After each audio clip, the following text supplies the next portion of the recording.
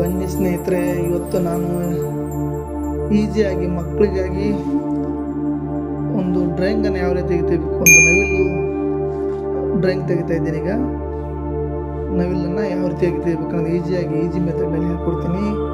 ಸರಿಯಾಗಿ ನೋಡಿರಿ, ಪೂರ್ತಿ ವಿಡಿಯೋ ನೋಡಿದ್ರೆ ನಿಮಗೆ ನೀಟಾಗಿ ಕಲ್ಕೊಂತೀರಿ.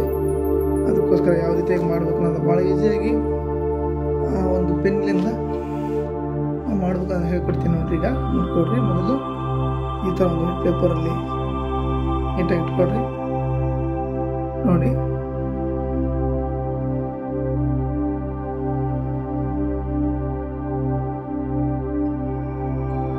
ಈ ಥರ ಮೊದಲು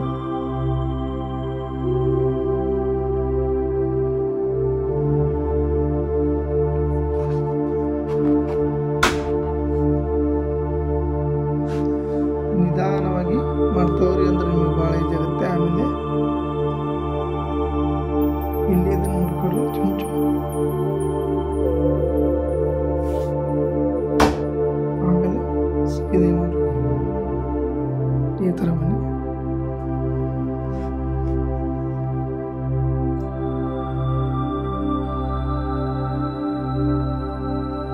ನಿಧಾನವಾಗಿ ಇಷ್ಟು ಮಾಡ್ಕೊಡ್ರಿ ಮೊದಲು. ಆಮೇಲೆ ಈ ಥರ ಮಾಡ್ಕೊಡ್ರಿ.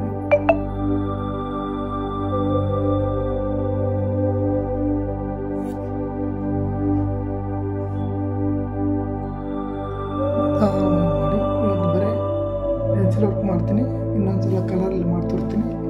ಈಗ ಪೆನ್ಸಿಲ್ ವರ್ಕಲ್ಲಿ ಯಾವ ರೀತಿ ಮಾಡ್ಬೋದು ನೋಡ್ಕೊಂಡ್ರಿ.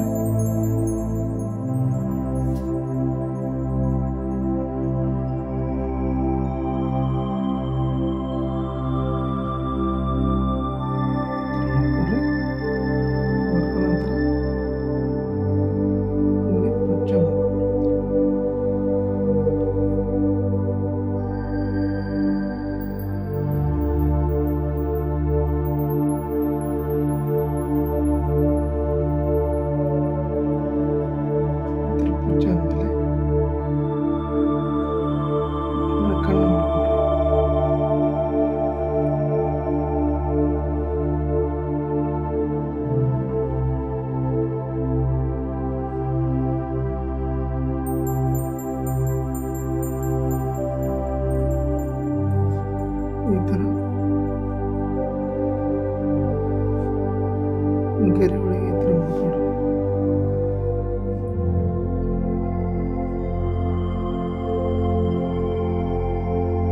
ಈ ಥರ ಆದಮೇಲೆ ಏನು ಮಾಡ್ರಿ,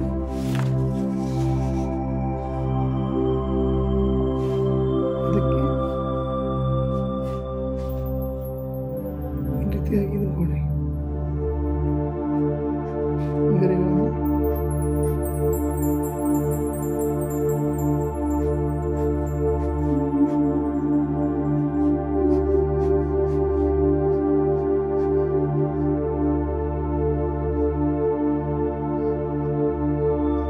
ಈ ಥರ ಮಾಡಿ.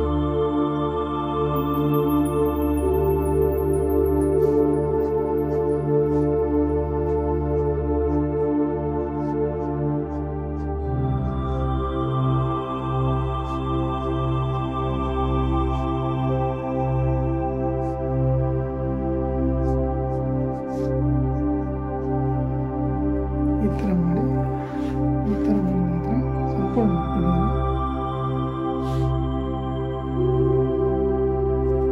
ನಾವು ಸ್ವಲ್ಪ ಒಂದು ಕಣ್ಣು ಮಾಡ್ಕೊಳ್ಳೋದು, ನವಿಲಿನ ಕಣ್ಣು ದೊಡ್ಡದು ಮಾಡ್ಕೊಳ್ಳಿ. ಇದು ನಂತರ ಅದಕ್ಕೆ ನಾವು ಇನ್ನೇನು ಪ್ರತಿಯೊಂದಕ್ಕೆ ಕಾಲು ಮಾಡ್ಕೊಳ್ಳಿ. ಕಾಲು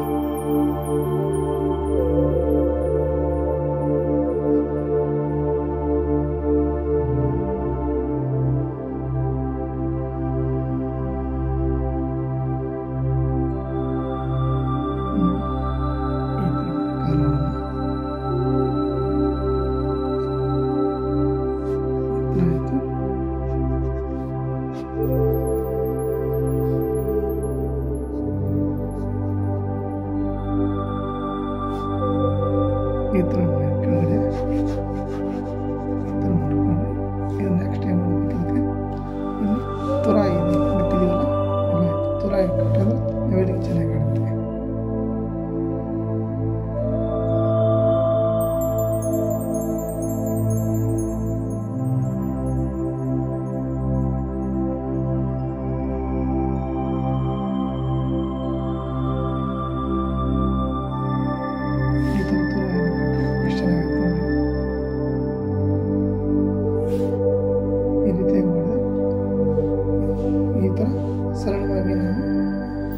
ಚಿತ್ರವನ್ನು ಯಾವ ರೀತಿ ಪೆನ್ಸಿಲ್ ಆರ್ಟ್ ಮಾಡ್ಕೊಳ್ಳೋದನ್ನು ಹೇಳ್ಕೊಟ್ಟೀನಿ.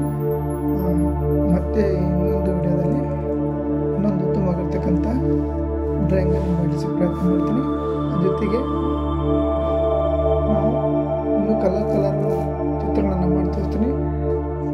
ಇನ್ನೊಂದು ವಿಡಿಯೋದಲ್ಲಿ ಒಳ್ಳೆಯ ಒಂದು ಚಿತ್ರಗಳನ್ನು ಬರ್ತೀನಿ. ಈಗ ಸರಳವಾಗಿರ್ತಕ್ಕಂಥ ಮಕ್ಕಳಿಗೆ ಭಾಳ ಸರಳವಾಗಿ ಇದನ್ನು ನಾವು ಈಸಿಯಾಗಿ ನವಿಲನ್ನು ಯಾವ ರೀತಿ ತೆಗಿಬೋದು ಅನ್ನೋ ಸರಳವಾಗಿ ಡ್ರಾಯಿಂಗ್ ಕೆಲಸ ಮಾಡಿಬಿಟ್ಟಿದ್ದೀನಿ. ಇದನ್ನು ಈ ಥರ ಮಕ್ಕಳು ಮಾಡ್ಬೋದು. ನೋಡಿ ಮಕ್ಕಳು ಇರ್ಬೋದು ಅಥವಾ ಇದರಲ್ಲಿ ಚಿತ್ರಕಲೆ ಆಸಕ್ತಿ ಇರ್ತಕ್ಕಂಥವ್ರು ಈ ರೀತಿ ಮಾಡಿ ಇನ್ನೊಂದು ವಿಡಿಯೋದಲ್ಲಿ ಇದಕ್ಕಿಂತ ಉತ್ತಮವಾಗಿರ್ತಕ್ಕಂಥ ಒಂದು ಡ್ರಾಯಿಂಗನ್ನು ಮಾಡ್ತಿರ್ತೀನಿ. ವಿಡಿಯೋ ನೋಡೋದಕ್ಕಾಗಿ ಧನ್ಯವಾದಗಳು. ನಮಸ್ಕಾರ.